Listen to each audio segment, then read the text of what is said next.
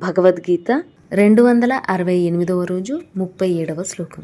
అర్జున ఉవాచ అయంతిహ శ్రద్ధయోపేతో యోగచ్చలితమానసః అప్రాప్య యోగ సంసిద్ధిం కాం గతిం కృష్ణ గచ్చతి. అయంతిహ శ్రద్ధాయ ఉపేతః యోగాత్ చలితమానసః అప్రాప్య యోగ సంసిద్ధిం కాం గతిం కృష్ణ గచ్చతి.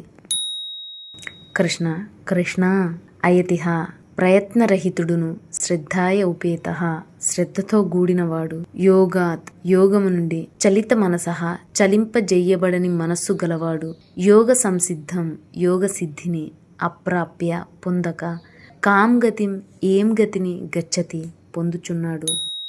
అర్జునుడు పలికెను, ఓ కృష్ణ, యోగమునందు శ్రద్ధతో యోగ సాధన చెయ్యుచు మనస్సు వశమునందుండని కారణమున అవాసాన దశలో మనస్సు చాలించి ఆత్మ సాక్షాత్కారమును పొందకయే మరణించిన సాధకుని గతి ఏమగును?